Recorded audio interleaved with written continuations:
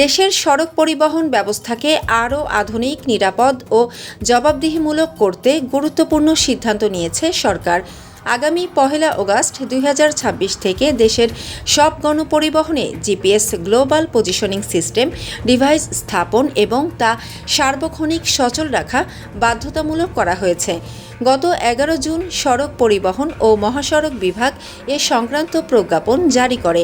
পরবর্তীতে বাংলাদেশ সড়ক পরিবহন কর্তৃপক্ষ বিআরটিএ এক বিশেষ গণবিজ্ঞপ্তির মাধ্যমে জানায়, কোনো গণপরিবহনে জিপিএস সংযুক্ত না থাকলে নতুন রেজিস্ট্রেশন দেওয়া হবে না। একই সঙ্গে মেয়াদোত্তীর্ণ ফিটনেস সনদ নবায়নের ক্ষেত্রেও জিপিএস সংযুক্তি বাধ্যতামূলক করা হয়েছে। সরকারের এই সিদ্ধান্ত সড়ক পরিবহন আইন ২০১৮ এর ধারা ২৫ এবং সড়ক পরিবহন বিধিমালা ২০২২-এর বিধি ৫৫ অনুযায়ী কার্যকর করা হবে। ফলে বাস, মিনিবাস সহ বিভিন্ন গণপরিবহনের অবস্থান, গতি ও চলাচলের তথ্য সহজেই পর্যবেক্ষণ করা সম্ভব হবে। বিশেষজ্ঞরা মনে করছেন, জিপিএস প্রযুক্তি চালুর ফলে সড়কে শৃঙ্খলা ফিরিয়ে আনা সহজ হবে।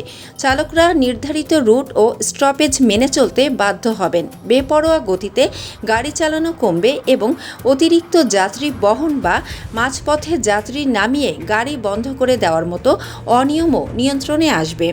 জনসাধারণের দীর্ঘদিনের অভিযোগ ছিল, অনেক গণপরিবহন নির্ধারিত রুট ও নিয়ম না মেনে চলাচল করে, যার কারণে যাত্রীদের ভোগান্তি বাড়ে।